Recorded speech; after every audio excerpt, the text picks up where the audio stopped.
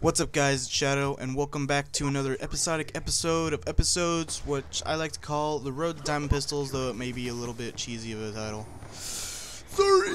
But we're covering the B23R pistol. I like/hate this pistol. It's an okay pistol, at least in my case, but still prefer the TAC 45 over this. Still prefer TAC 45 over everything. But nonetheless, we will get over this. I will tell you that this pistol was a little harder than I was gonna expect. Wasn't as accurate as I thought it would be, but nonetheless, we will cover everything. I will tell you first the challenges, next my recommended class setups, and basically just class setups that you should use, or that I feel you should use if you're just using it, and lastly my final review. So first off, we'll get to the challenges right now.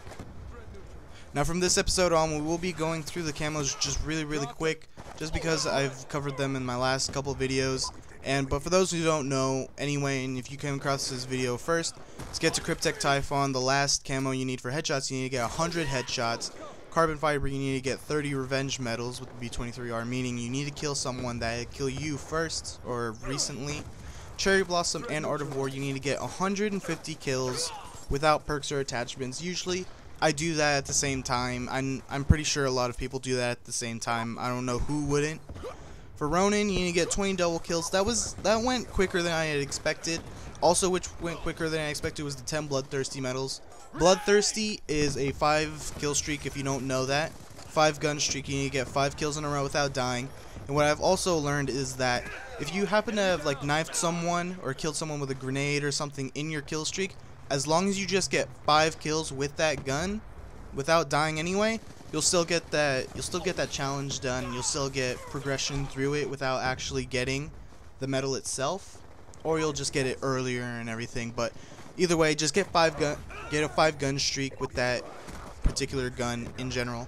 And then after that, you get gold camo. Gold camo looks really nice on the B23R when I first saw it. Actually, it was one of the first guns that I saw gold camo when I had first gotten the game, but it looks really good.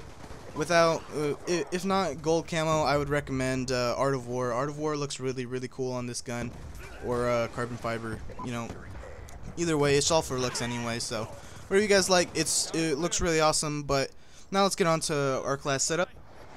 Okay, so the class setups are going to be pretty standard with this series. It's always going to pretty much the same thing. For the B23R though, for the attachments, however, I do recommend a laser sight instead of the extended mags. The extended mags does do well. I will showcase the classes on here on screen now.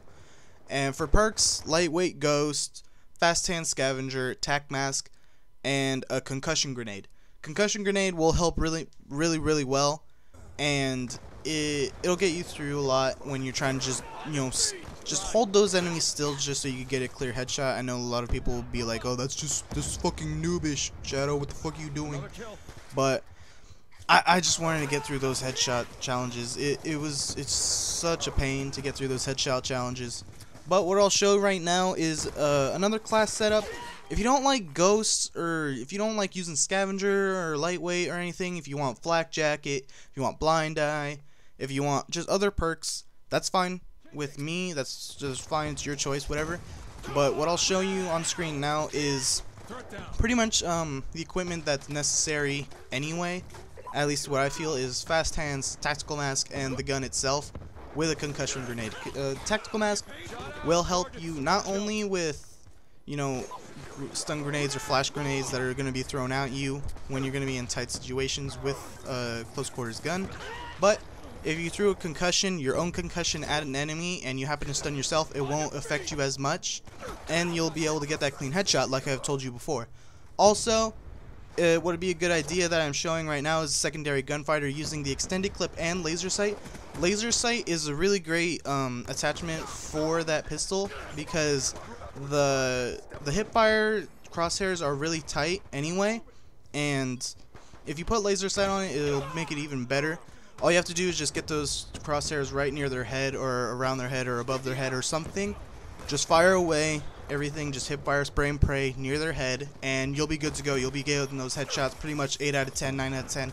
Whatever you want to do, it's just really good. But those are the class setups, guys. I wish I could come up with different class setups, but quite frankly, there isn't really other class setups that I'm comfortable using. I've already tried other perks, other attachments, other everything, but you know, if you want to feel like a badass, go for dual wield. You know, go for dual wield, put that in your montage, whatever. But either way, it's a really great pistol. But let's get on to the review right now.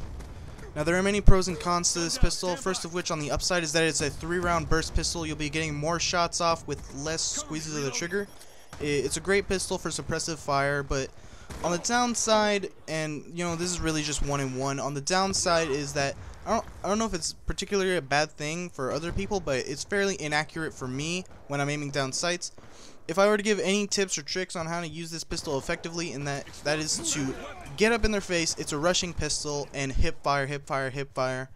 Lay off the aim down sights as much as you can in mid-range to long-range combat. You really shouldn't be using this pistol in the first place in long-range combat.